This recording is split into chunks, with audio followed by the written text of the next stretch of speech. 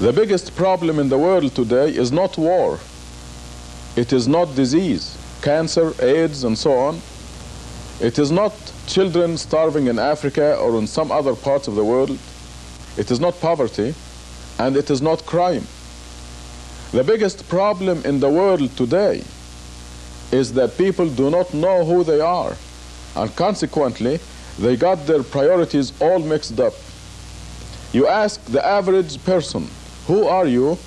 And they will look in the mirror and they will say, this is me. And they are wrong. When you look in the mirror, you do not see yourself, quote unquote, you see your body. And your body is simply a garment that you are wearing for 50 or 100 years. Then you shed it. You know, it's a matter of common sense. There is a difference between a living body and a dead body.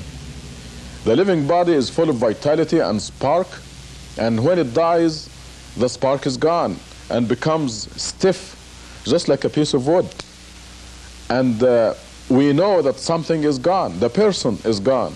So we can easily agree that a person consists of a body and a soul, and the soul is the real person. And this is where the people fail to recognize who they are. If they knew that the body is not them, they will rearrange their priorities and they will pay more attention to themselves, their selves, not their bodies. A person goes to school for many, many years, works hard, takes examinations, and even after school he gets a job to make some money and so on. All this to care for the body, a vanishing entity that will become stiff, dead someday. And when that day comes, almost everyone will look at that lifeless body and say, for this thing, I went to school, I worked hard, I took examinations, I earned a lot of money, and I spent it all to care for this thing, this vanishing, stiff part of me. What did I do for myself? There is something that we must do, and this is what life is all about. We have to rearrange our priorities, and this cannot result without knowing that I am a body and a soul, and I must put the body in the service of the soul. To drive the point home, just take an average person and ask him or her, what did you feed yourself today? What did you feed your soul today? Let's start with the question, what did you feed your body today? And they will tell you, I gave my body breakfast, lunch, dinner, numerous snacks, but they gave nothing to the real person, to themselves. What did they feed themselves? We nourish the babies. When we are born, we give the baby milk and so on, and then the baby grows, becomes a child, and we give him potatoes and meat and rice, and the body grows to 5 or 6 feet. But what did we do for the real person? This is the major question that we're addressing right now. This is what life is all about. People are giving attention to the vanishing entity and totally ignoring the real person. there is such a thing as food for the soul, nourishment for the real person. And now the new thing that I have for you is tangible evidence that there is food and nutrition for the real person. And the strange thing that is not known yet, is not commonly known anyway, is that just as the body grows, the real person or the soul grows in leaps and bounds. Maybe the body goes to 5 or 6 feet, but the soul or the real person grows to immense sizes. I don't want to confuse you right now, but the size of the soul can be as big as the city of Tucson. I'm not exaggerating. We now have tangible evidence that the soul can grow from a very small size, like a cat, to a huge size. And this makes it even more important to nourish and feed the real person. Now, what is the food for the soul? This tangible evidence that we just obtained tells us, the evidence, by the way, comes from the Creator, from God Himself. And He tells us that we must make contact with God every day to cause this nutrition and nourishment of the soul. Because the soul is literally a piece of God. And God says, if you have anything to do with me, with God, your soul will grow. If you remember, in the Bible at the beginning, God said He breathed into Adam the breath of life. So the soul is part of God's breath. And if we have anything to do with God, we grow. However, there is a specific set of nutrition that we can offer to ourselves. Another question that illustrates this biggest problem in the world, namely that the people do not know who they are, is that you ask the average person, how old are you? And he or she will give you a number somewhere between 15 and 85 years old. Wrong. Again. Any person, the real person, is a few billion years old.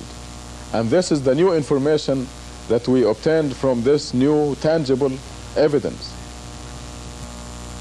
You can easily see the problem if we illustrate a little bit how the human being consists of two entities.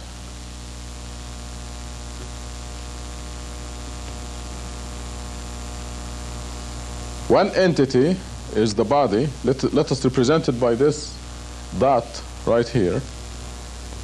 And the eternal person. And this is an infinite entity. It will never die. It just goes on forever and ever.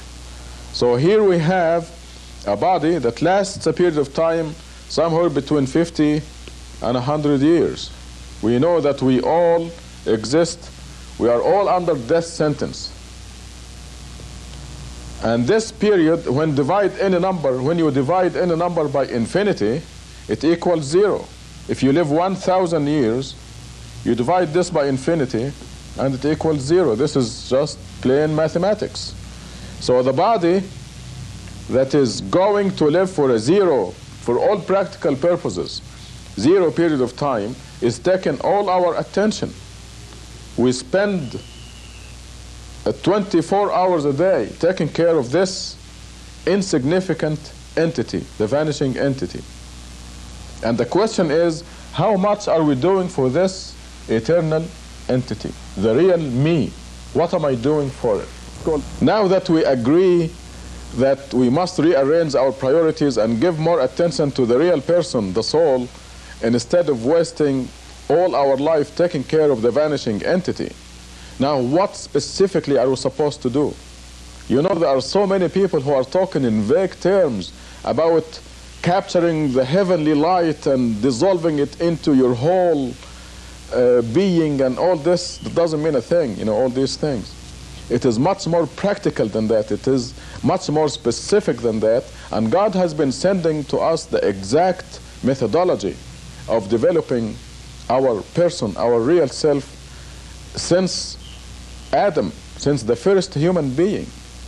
It came down to us in the Bible, in the Old Testament, in the Psalms of David, in the Gospel of Jesus, in the Quran, and now we have specific methods of developing the person, the soul, and exactly what to do and when, and the most efficient ways and the least efficient ways. We now possess this valuable information, and we're told that you must make contact with God, your Creator, 5 times a day. This contact, you can think of ropes coming down from the Creator and keeping us out of this sizzling pan called the world. At the same time, we develop and we nourish ourself, the real self, the soul, by making these contacts 5 times a day. We are given exactly the combination. Actually, it's a numerical secret combination that anyone can obtain. And through this secret mathematical combination, you can make contact with God and nourish and develop your real self. 5 times a day, you are given the combination, you are given the method, how to do it, when to do it, and this is the way to provide for yourself. Everyone takes breakfast, lunch, dinner, snacks, and so on, and dresses nicely, and buys a nice home, and has a beautiful spouse or a handsome spouse, as the case may be, and all this to take care of the vanishing entity, the body. The big question is, what are you doing for you, the real person? And you can agree with me now that this is the biggest problem in the world, not knowing who we are. You notice I mentioned making contact with God. And this is, I'm talking about a specific methodology.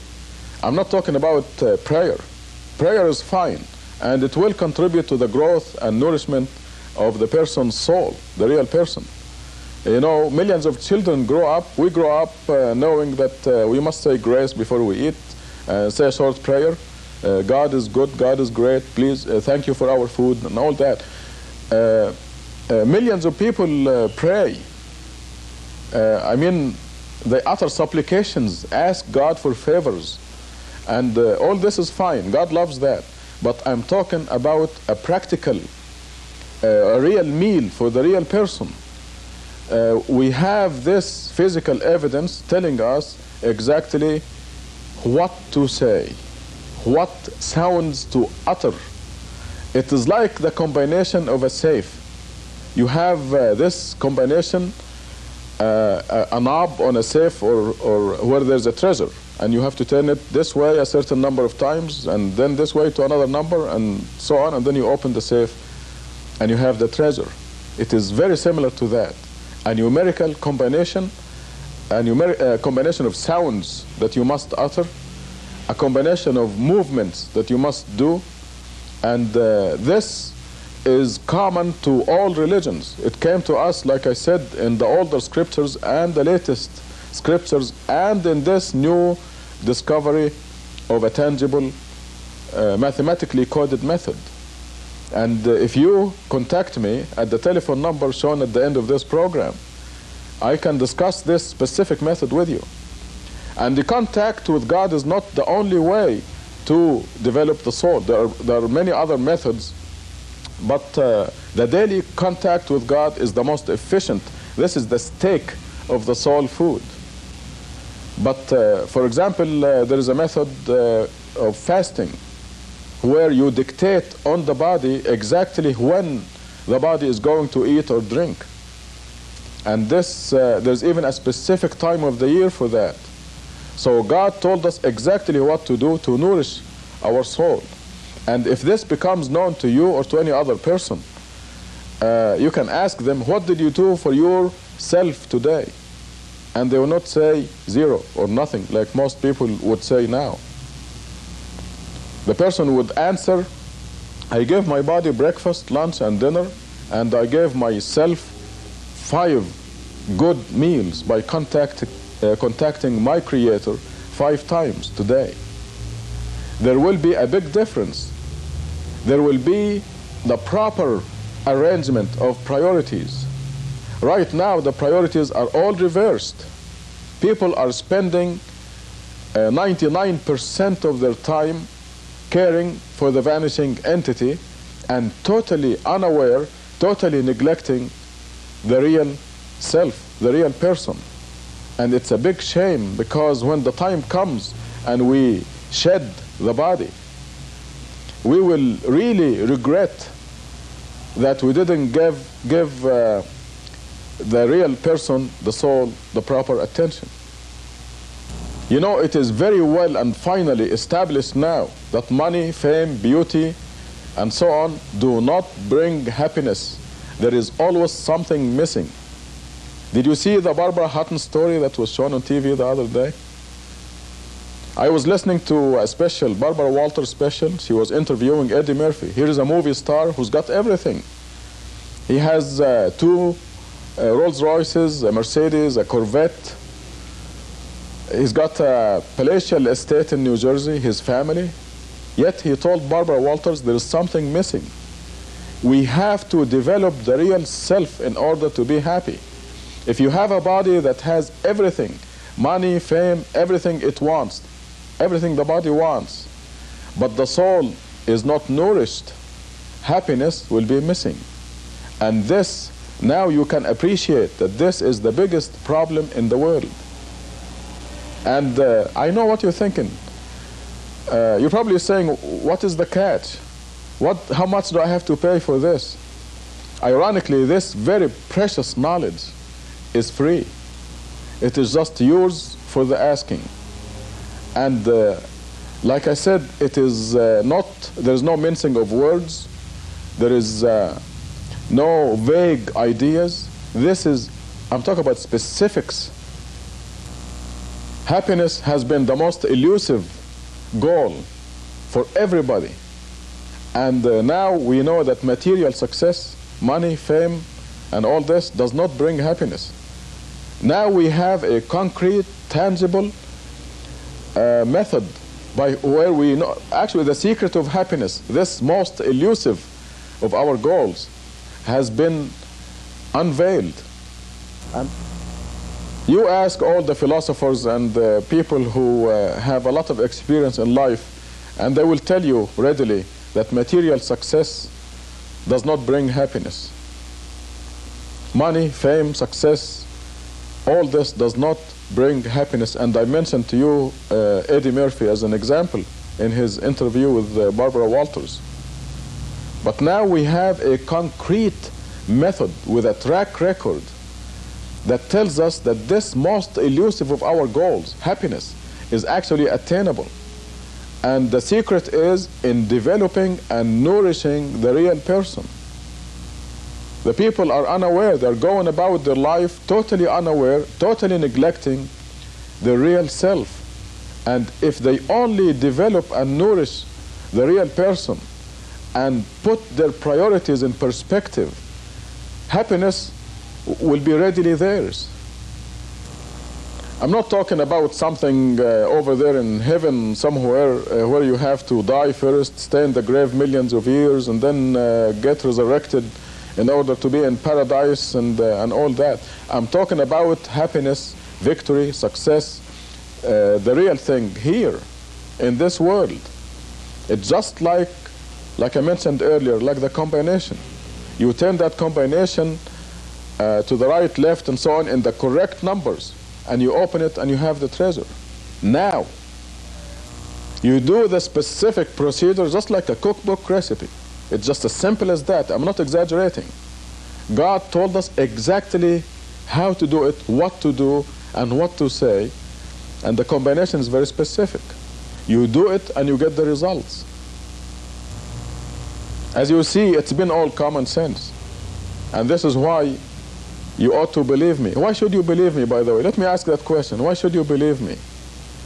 You should believe me because when you discuss this matter with me, if we meet in person, I'll show you tangible evidence, and you will see that we have a mathematically coded message from God. You will see the physical evidence. If you don't see it, just leave. I mean, you don't have to take it. You look at the evidence, you see it is tangible, concrete, and you see the results, and you visualize the whole thing. I mean, it will be in front of you. There is no imagination or speculation or conjecture. This is the real thing. And from the beginning of this program to the end, it is all common sense, isn't it? Now, who would be the most authoritative source to give you this kind of information? The Creator, the one who created your soul, the one who breathed into Adam from his breath. Your soul is a piece of God, and the source of all this information is God. And you will see it supported by physical evidence. This is a new stage in human history, and you can be one of the pioneers to discover this. The discovery, by the way, is very recent, and maybe 50 years from now everybody will know about it. But right now only select few, the elite of the elite, knows it. And you can be one of those. God willing, it will be known in a shorter time than 50 years. But you can grasp this opportunity now.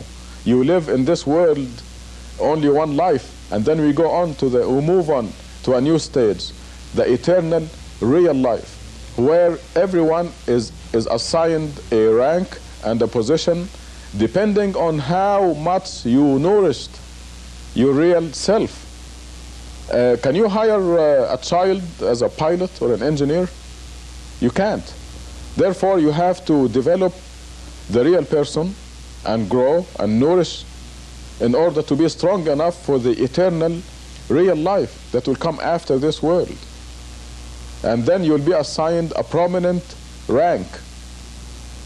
And like I said, you don't have to wait for that. Happiness, real happiness, and the consequences of nourishing your soul begin right here. God's promises have to be a fact. And God says He promises those among you who believe and lead a righteous life that they will be sovereigns on earth, kings and queens on earth. And when God says that He promises, it is done. What I told you is a very condensed summary of this major historical event. Needless to say, there is a lot of detail that anyone can come and see me and talk about it and discuss it. They can demand the proof. Where is the physical evidence, the concrete, tangible evidence you're talking about? They can come and ask me that, and I will show it to them, and then they can make the decision themselves. They have got nothing to lose. And this is all free. I'll never ask him for a penny. So they can come and see me in Tucson at 739 East 6th Street. Or better yet, call and make an appointment, and I will sit with them and show them the proof. The telephone number should be shown at the end of this program. It is 791-3989. And it could be the most important step they have made in their life. And it results from the realization that we are not just walking zombies. We're not just bodies walking around with nothing in them.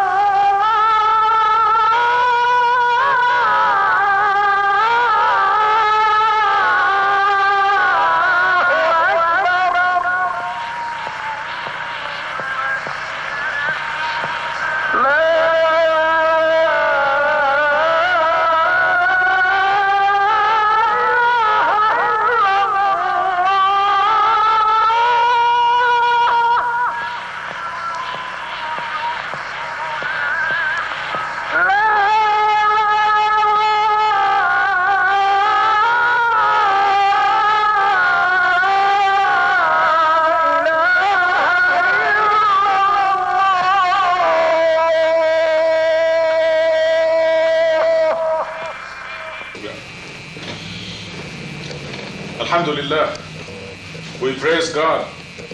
وأشهد أن لا إله إلا الله وحده لا شريك له. And we bear witness that there is no God except the one God. It is very important for any person to know who God is, to really appreciate why millions of people fall into idol worship.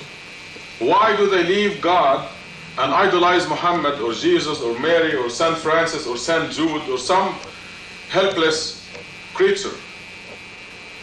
And the main reason is that the people do not know who God is. They do not appreciate the greatness of God. So my purpose in this sermon is to share with you some idea about the greatness of God. And to appreciate the greatness of God, we have to think of this universe that we are living in. Our planet Earth is part of the solar system, as you all know. And by the way, I'm going to talk to you strictly about scientific facts, established scientific facts. This Earth is part of the solar system. It is the only planet in the solar system that has life. We went to the moon and we didn't see a single tree there or a mouse, nothing.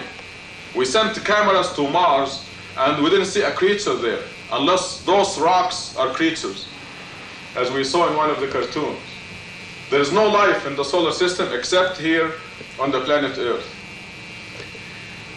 Our sun, the center of this solar system, is 93 million miles away. Now I want you to watch these distances. 93 million miles away from us, the sun. And the light comes to us from the sun in 4 minutes. So remember this relationship. The light travels from the sun to the earth 93 million miles in 4 minutes. The solar system itself spans a distance of 2 billion to 4 billion miles. This is our solar system. So when you go to the edge of our solar system, if you travel 2 billion with a B, 2 billion miles away, how big is the planet Earth from that point? It will seem small. Okay, let us now go a little further. Let us talk about the galaxy, our galaxy. As you know, it is called the Milky Way galaxy. And the solar system is one, the sun of the solar system is one of 1 billion suns or stars in our Milky Way galaxy. It will take 4 minutes for the light to travel from the sun to the planet Earth, 93 million miles. You know how long it will take to cross the Milky Way galaxy? If you travel at the speed of light, you will cross the Milky Way galaxy, our galaxy, in 100,000 years, not 4 minutes, or 10 minutes, or 1 hour, or 10 hours, or 10 days, or 10 years. It will take you 100,000 years to travel across the Milky Way galaxy, our galaxy. Now, so if you go to the border, the edge of the Milky Way galaxy, and try to find the planet Earth, where is it? It's minute, isn't it? Just a tiny mote. You know, when you look in the sunlight and see these little things flying, those are called motes. And the Earth is not even that, within the Milky Way galaxy. Well, let us travel, let us go on a little further. Let us go to our next door galaxy, our neighbor. Do you know how far it is? Our neighbor galaxy? 2 million light years away. So if you're cooking something and you want to borrow some salt or some sugar from your neighbors, don't go to the next door galaxy. It will take you 2 million years going at the speed of light and 2 million years coming at the speed of light, and your cooking will be all gone. So 2 million light years from our galaxy to the next door galaxy. Now, so if you go to the next door galaxy and try to find the planet Earth in the Milky Way, what are your chances of seeing the planet Earth? Using the strongest possible imaginable telescope, can you find the planet Earth? How about your house? Or you? Or any human being like Jesus or Muhammad? Can you see them from that galaxy, our next door galaxy? Shall we move a little further? There are 1 billion galaxies in our universe. This is 1 billion with a B. A billion trillion stars in our galaxy. In our universe, excuse me. There are 1 billion galaxies in our universe. A billion trillion stars in our universe. Our universe now has distances of 10, 15, up to 26 billion light years. Distances within our universe. And you can easily imagine this now. If our next door galaxy, and these are all, I remind you, these are all scientific, established scientific facts. 26 billion light years within our universe. You have to agree with me that when you go to the edge of our universe, it is hopeless to try to find the planet Earth. It is such an insignificant speck in God's kingdom. It is an established physical fact that when you go, if you go to the edge of our universe, you cannot possibly see the planet Earth. You cannot possibly see the sun of our solar system, let alone the planet Earth. So that's our universe. Before we leave our universe, that's the next step. I would like to remind you that, in fact, I will do a calculation thing with you right now. Let us say the number of stars in our universe is not a billion trillion. Let us just take a smaller number, quintillion. Quintillion. That's a smaller number of stars in our universe. And let us count from 1 to a quintillion, taking 1 second per count. It's like, let us say we're counting the stars. 1, 2, 3, 4, 1 second per count. So we take 1 quintillion, divide by 60. You get the number of minutes it will take you to count from 1 to quintillion. Then you take this number and divide by 60 again, you get the number of hours it will take us to count from 1 to quintillion. Now you take this last product and divide by 24, and you get the number of days it will take you to count from 1 to quintillion. These are physical facts, as you see, it's just a simple dividing by the seconds, the minutes, the hours, and the days. Divide by 7, you get the number of weeks. Then you divide by 4, you get the number of months. You divide by 12, you get the number of years. It will take you to count, just count, a quintillion stars. You know how long it will take you? How many years? This is a mathematical, physical fact. It will take you 32 billion with a B, 32 billion years just to count a quintillion stars in our universe. And God created them. God didn't just count them, God created them. And we are talking only about stars in our universe. We're not talking about the planets that go with those stars. We're not talking about the uncountable decillions of heavenly bodies and meteorites that are in our universe. We're talking only about stars. The sun is one of the stars, our sun. By the way, it is one of the dim stars.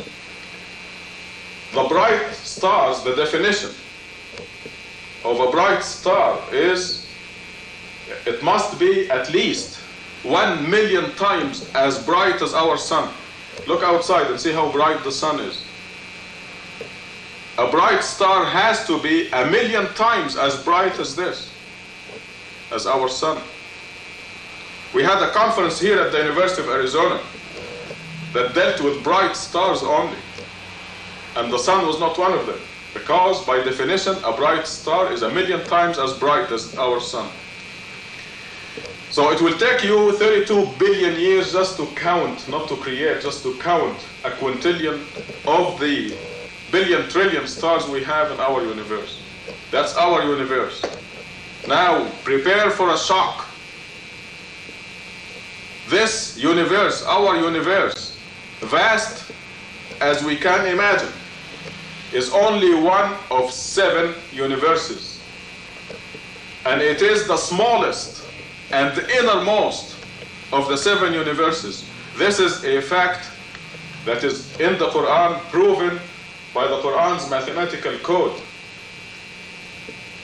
We are all now familiar with the mathematical code of the Quran that proves that every word is from God, that it is not written by a human being, that it is God's message to the world. And these mathematically proven statements say that our universe, with its billion trillion stars, a billion galaxies, 26 billion light year distances, is the smallest and innermost of 7 universes. Can you imagine how big the second universe is? If our universe is 26 billion light years across, the second universe, can you imagine how big it is? How about the third universe? The fourth that is around these? You can imagine 7 balls inside each other. The fifth universe, I don't think you can imagine the size of the fifth universe. How about the 6th universe and the 7th? I can tell you right now, there is no number in the world that can describe or measure the circumference of the 7th universe. Actually, the first universe. We are the 7th universe, the innermost of the 7 universes. There is no number that will describe the circumference of the first universe. Now prepare for another shock. Most of you are familiar with that statement in the Quran in Surah 39, where God says He is holding the 7 universes within the fist of His hand. In Arabic, in the Quran, وَالسَّمَاوَاتُ مَطْوِيَّاتٌ بِيَمِينِهِ. God is not holding the 7 universes like this in 2 hands. God is holding the 7 universes in 1 hand. And this is allegorical description to give us an idea about the greatness of God and who God is. It's an allegorical idea to make us appreciate the greatness of God, and to make us appreciate and realize the blasphemy of saying that such great God has a human son on the tiny, tiny speck called the planet Earth. I mean, how can that be? We are a fortunate generation in that with the established scientific facts, we can appreciate the greatness of God. And God tells us who He is in His message to the world, the Quran. And with the sciences we now accomplished, we appreciate that greatness. And therefore, we can appreciate the grossness, the blasphemy of saying that God had a wife or a mother or a son. We can appreciate, we can realize how blasphemous, how terrible it is to say that God has a partner, another God with Him. How can we idolize Muhammad, the tiny human being who existed on a tiny planet called Earth, in a tiny solar system? What was Muhammad's role in deciding the speed of rotation of the moon, for example? The moon rotates around itself and around the Earth. Yet, we always see one side of the moon, the same side of the moon. Because of the perfect, synchronized movement of the moon around itself and around the Earth, we see only one side. And if that movement was off by 1 second, we will see the other side of the moon. This precision in God's creation. What was the role of Muhammad or Jesus or Mary or St. Francis in deciding that speed of rotation of the moon? This elaborate system, everything going in its orbit precisely. We know exactly what time the sun will rise in the year 2025, July 4th, 2025. We know exactly, in Tucson, Arizona, for example, we know exactly what time will the sun rise and from what spot. Because the sun follows God's laws, God's creation, and follows the exact orbit. God is holding the 7 universes in his hand. That's who God is.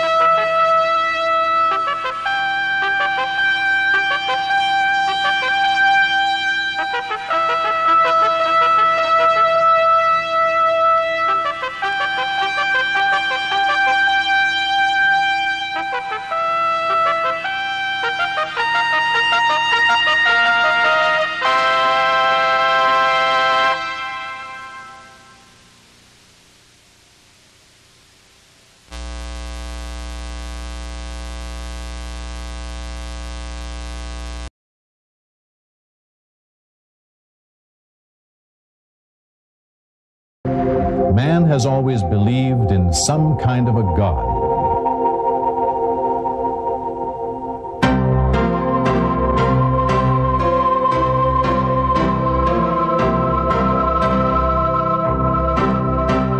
This need to believe in a supernatural and omnipotent being led many to search for a God, start wars in the name of a God, even create a God if they had to. Hello, my name is Bill Buck. In this report, we are going to present to you what we call the ultimate miracle. You see, when man chose to believe in gods, most of these gods had one thing in common. It was required that they be feared, worshipped, served, and revered. Numerous religions sprang up to serve these gods. Some of the oldest religions still exist today, namely Buddhism, Hinduism, and Shintoism. Some of these religions believe in many gods. For example, a god of fire, a god of water, a god of love, a god of prosperity, and so on. Then came the monotheistic religions, those that believe in one God, all of which are considered major influences in global history and affairs. These are Judaism, Christianity, and Islam, and significantly, they share a common belief in one global history and affairs. These are Judaism, Christianity, and Islam, and significantly, they share a common belief in one supreme God. Perhaps the best way to portray these is to look at Jerusalem, where all three religions mingle. We have a historical account of biblical and other prophets and the miracles that they are credited with having performed. There was Moses, who we are told talked to God and led the Jews out of bondage and brought them the 10 Commandments. He even parted the Red Sea when pursued by Pharaoh and his troops, according to the Bible. There was Jesus Christ, who is the Son of the living God to Christians. Through him, Christians entered into a new covenant with their Creator. Lastly, there was Muhammad. Muslim history tells us that in Mecca, God revealed to him the Quran, the Muslim holy book, which is recited fervently and followed by 1/5 of the world's population. For many centuries, and in spite of man's experience with religion, there still remain many mysteries. The most baffling and complex mystery of all remains the identity and the concept of this God that man has never seen and yet believes in so religiously. This sea of religious confusion has been swelling all the time. Many religions, all claiming to be right, began to break into sects. During all this time, man was advancing economically, socially, militarily, and intellectually. Man continued to advance technologically at an unprecedented pace.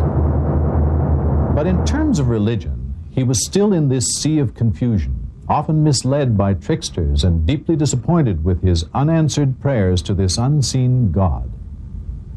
Disappointment and confusion led many to lose their belief. Agnosticism and atheism have become widespread. Many now openly reject or at least question the existence of this God who has been so popular throughout the ages. The theory of Darwin became the accepted opinion of many scientists and scholars who were able to draw supportable conclusions from the proof and arguments presented. But now, most scientific and religious thinkers realize that there are deeper questions. So, where does that leave us? Are there any real solutions to this religious dilemma? On the one hand, man cannot accept the illogical practices that religion dictates to him. Yet, by denying God, man still doesn't find the answers to some of his most burning questions, such as, who am I? Why am I here? Is there a God? What is the purpose of life? Just when man's tolerance to manual labor reached a limit and the Industrial Revolution lay around the corner, now an intellectually enlightening revolution seems to be around the corner. Previous generations were converted to believe in God by means of miracles. However, modern man cannot believe in God because of these. He has watched men walk on the moon. He is presented daily with the latest technological marvel. He has come across too many false claims, fake miracles, and fake prophets. He has become very cynical, especially when it comes to ancient myths and beliefs.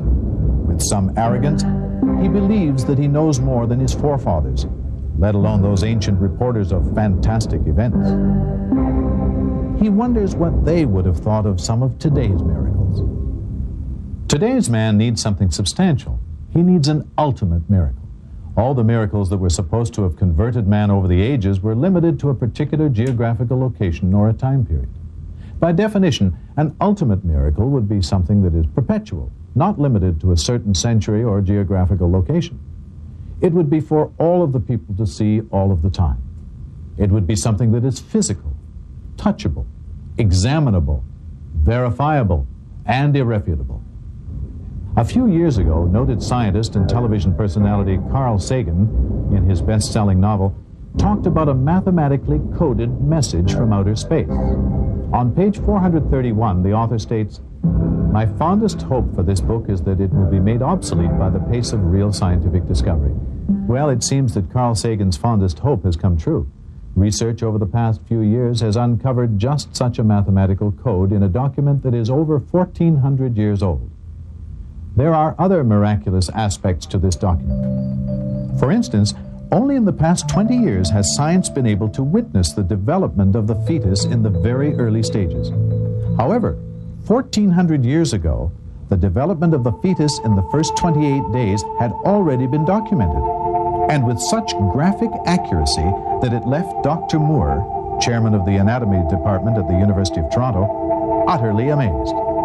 For at this stage, the embryo is only about 1/10 of a millimeter long and would appear like a dot to the human eye. To discern its shape would require a powerful microscope. However, microscopes were not developed until the 17th century. And yet, 1,400 years ago, we find the following. Thereafter, we created of the drop a thing which clings, a leech-like structure. Dr. Moore confirmed that the embryo does in fact cling to the wall of the uterus. Another passage describes the stages of fetus development. God makes you in the wombs of your mothers in stages, one after another, within 3 veils of darkness. Dr. Moore confirmed the accuracy of this description also. He explained that the 3 veils could reasonably be interpreted to mean the mother's abdominal wall, the wall of the uterus, and the amniochorionic membrane. It goes on. We've all heard about the Big Bang Theory, but who would expect to find an account about the Big Bang Theory 1,400 years ago? But there it is. Do the disbelievers not realize that the heavens and the earth used to be one entity? Then we parted them. The separation process resulted in the formation of multiple worlds. Mention of these worlds is made several times in the document. Also, it would seem that the modern discovery of bridges of matter, which are present outside organized astronomical systems, is referenced in the verse which reads, God is the one who created the heavens, the earth, and what is between them. Today we will only preserve your body to set you up as a sign for subsequent generations. Indeed, most people are heedless of our signs. Miraculously, it seems that the Egyptians were exclusively gifted with the science of mummification. In 1898, Loret discovered the mummified body of Ramses II at Thebes in the Valley of Kings, where it had lain untouched for 3,000 years. He had it transported to Cairo, where it may be seen to this day. The medical study of the mummy of Merneptah, pharaoh of the Exodus, has yielded further useful information on the possible cause of this pharaoh's death. The lack of signs of deterioration of the body proves that the body did not stay in water for a prolonged period of time. And in the heavens, for many centuries it was believed that the moon had its own light. Science discovered not too long ago that the moon really did not generate its own light, but acted only as a reflector of the sun's rays. God is the one who made the sun luminescent and the moon a light, and he designed its phases to provide you with a timing device. God did not create all this in vain. God is the one who created the night, the day, the sun, and the moon. Each one is traveling in an orbit with its own motion. Today, it is known how the celestial organization is balanced by the position of stars in a defined orbit, and how the interplay of gravitational forces is related to their mass and speed of movement, each with its own motion. Sir Francis Drake proved the Earth to be round when he sailed around it in 1597. Are you more difficult to create than the heaven that he built? He raised its masses and perfected it. He made its night dark and its morning visible. Thereafter, he made the earth egg-shaped.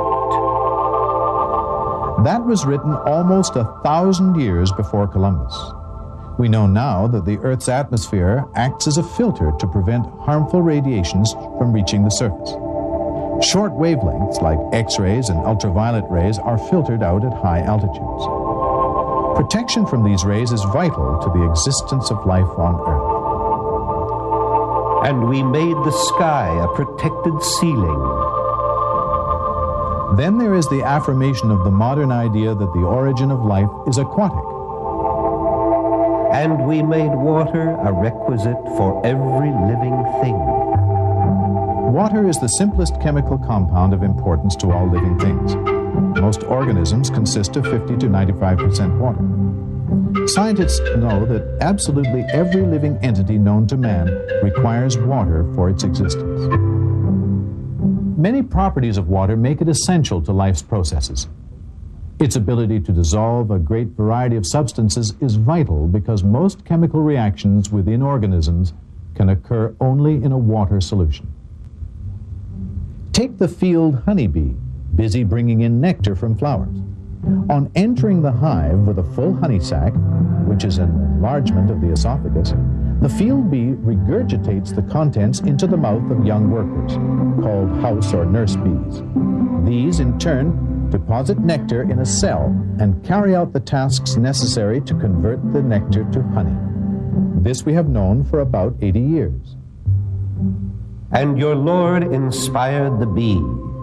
Build homes in the mountains and the trees, and what the people build for you. Then eat from all kinds of crops and obediently follow the designs of your Lord. Out of their bellies comes a liquid of various colors, wherein there is healing for the people. This should be a sign for those who reflect. Remember, this statement was made 1,400 years ago. How in the world could somebody have known 1,400 years ago that honey came from the belly of the bee? This document also claims that there is a healing property in honey. Honey does, in fact, have mild antiseptic properties.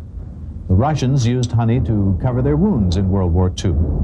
The wounds retained an amount of moisture and left very little scar tissue. Because of its density, no fungus or bacteria could grow in the wound. It is also known that if a person suffering from allergies from a certain plant is given honey produced from that plant, that person builds up certain resistance to the allergy. 1,000 years before the discovery of the circulation of blood, and roughly 13 centuries before it was known what happens in the intestine to ensure that the organs are nourished by the process of digestive absorption, we find a verse in the document. From between the urine and the blood comes pure, delicious milk.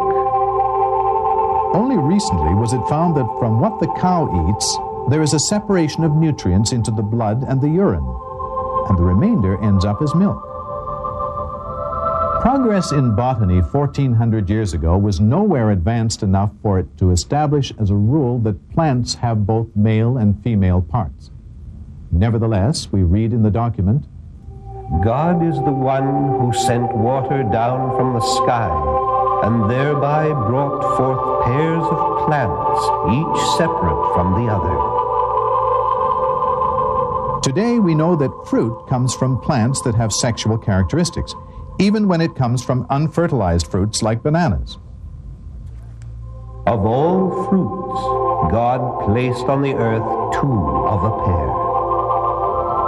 This document stated to early man the remarkable premise that mountains move like the clouds. We know this to be true now, since the earth rotates around its axis and around the sun. But to an ancient, what could be more contradictory to the obvious than that mountains move? And yet, when you look at the mountains, you may think that they are standing still, but they are moving in the same manner as the clouds. Such is the creation of God. We know now of continental drift, of folding, which forms mountain ranges.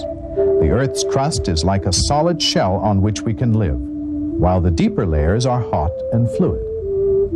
Have we not made the earth an expanse, and the mountains stakes?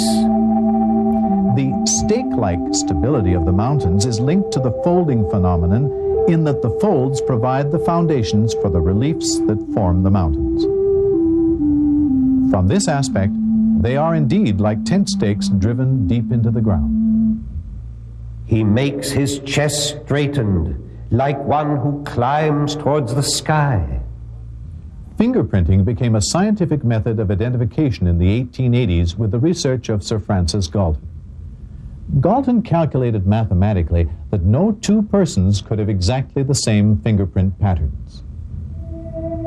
We can even reconstruct the tip of his finger. All of these scientific phenomena have been taken from the same book.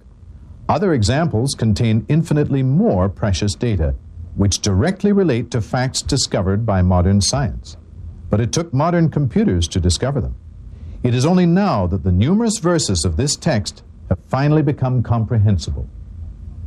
Dr. Maurice Bucaille, an eminent French scientist, says that it is impossible to explain how a text produced 1,400 years ago could have contained ideas that have only been discovered in modern times.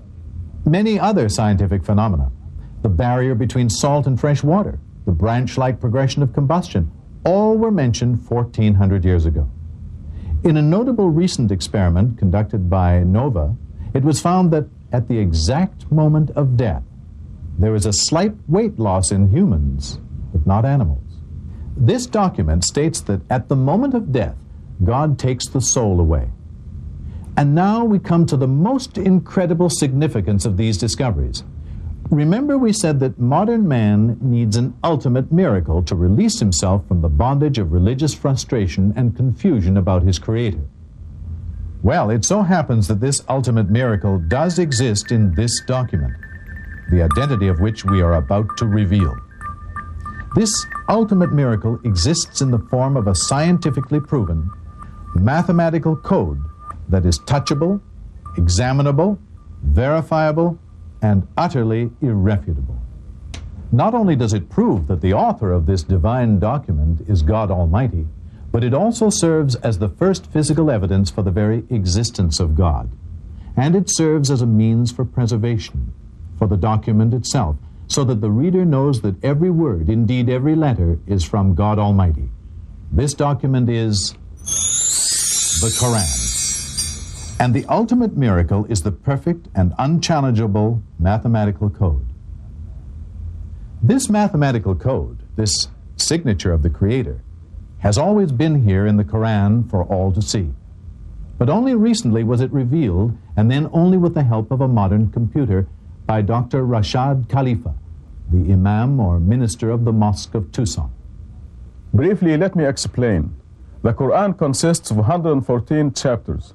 29 of these chapters are prefixed with letters that remained mysterious for 1400 years. Nobody knew what they meant until now. Before we go into details of this, let us look at a simple example that will allow us to realize the magnitude of this miracle. Take a simple sentence like, Jack and Jill went up the hill. There are 7 words and 24 letters in this sentence, and this is called the simple mathematical structure of this sentence. Now, let us try and change this mathematical structure, but still try and convey a specific meaning in good English. Let us say we want to convey the same meaning with a sentence containing 7 words and 26 letters. We must pad 2 letters in Jack and Jill went up the hill. In trying to do this, we soon see that the word Jack and the word Jill cannot be changed. The word over cannot be substituted for up because it conveys a separate meaning. Similarly, the word the cannot be replaced by a because a hill refers to any hill. In other words, it becomes pretty difficult to change the mathematical structure of a simple sentence and still have an accurate and acceptable statement in English. Now, how about if we try and group sentences that convey specific meanings into a mathematical pattern, not only controlling the count of total letters, but also the count of specific letters within words? Suppose we want to take Jack and Jill went up the hill to fetch a pail of water and change the total number of A's plus the total number of I's to 9 instead of 8. There are 7 words containing the letters A and I that make perfect English and cannot be changed. So we can only try and change the rest of the words, but this will again convey a different meaning to the sentence. It quickly becomes apparent that changing this structure to fit a pattern is almost impossible for just one sentence. Prepare for the shock. The document, the Quran, contains an exquisitely sophisticated control of letters across chapters, within chapters, in combination of letters between words, in total number of sentences, in total number of words, all interlocking with one another, rendering it impossible to duplicate, even with the most powerful computers. Yet, it remains very simple to understand. For example, 29 chapters, roughly 160,000 letters, are prefixed by mysterious letters. Chapter 50 starts with just Q. Chapter 2 has ALM. Chapter 19 has 5 letters as a prefix, KHYAS. Please note that we have chosen English equivalents of the Arabic letters for simplicity of illustration. It was found that the letter Q occurs in chapter 50 exactly 57 times, or 19 times 3. The A's, L's, and M's in chapter 2 occur a total of 9,899 times, and so on, without a single exception in all the initial chapters, with the occurrences in multiples of the number 19. At the same time that the A's, L's, and M's are controlled in 7 chapters that have ALM as a prefix, the A's and the L's are part of the Arabic word for God, the occurrence of which is also being controlled, as you will soon see. At once we realize that there is a deliberate superhuman design that binds the book's chapters, verses, words, even letters. For if one letter was changed, deleted, or added, the whole system collapses. And the fact that this system was discovered 1400 years after its creation proves that it has been perfectly preserved. The foundation of this mathematical code is the opening statement. In the name of God, most gracious, most merciful, and this contains exactly 38 alphabets, or 19 times 2. In the language of the Quran, Arabic, it contains exactly 19 alphabets and 4 words. These 4 words, namely name, God, most gracious, and most merciful, appear in the whole book 19, 2,698, 57, and 114 times, respectively. All these are multiples of 19. The total number of verses are 6,346. The total chapters are 114. Again, multiples of 19. We are beginning to see that this unique code must have been pretty difficult to construct. On it are 19. Indeed, by the moon, by the night as it passes, by the morning as it shines, this is one of the greatest miracles. Greatest miracle indeed. And now we realize that 19 is the Creator's signature on everything He created. For example, you and I have 209 bones in our bodies, 19 times 11. A full-term fetus remains in the mother's womb 266 days, 19 times 14. The sun, the moon, the earth line up in the same position every 19 years, and on and on and on. The viewer may wonder, why 19? Well, using our ancestral system of numerology, the Arabic and Hebrew word for 1 has a value of 19. And this is what the message of Quran is. 1. One God and one brotherhood of nations under God. The Quran was written under God's direction. One thing is clear. No human being could have written such a complicated and perfectly mathematically coded text. Not then, not now, even with the aid of computers. One of the most important functions of the Quran's mathematical code is that it proves and authenticates by physical evidence all the miracles of the previous prophets and messengers. Moses parted the Red Sea. Jesus revived the dead and healed the hopelessly blind and the leprous, and so on. Now these miracles are mathematically composed within the Quran and proven by this code to be true. God was the witness. His words are divine.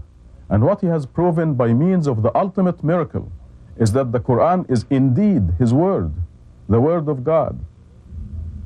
Therefore, let us look to it to answer some of our most crucial questions, such as why are there famines, disasters, and diseases? And what is the overall purpose and meaning of life? And what of peace, that elusive dream of the righteous, universal man? Given now that the message of the Quran is one God, one brotherhood, think of it.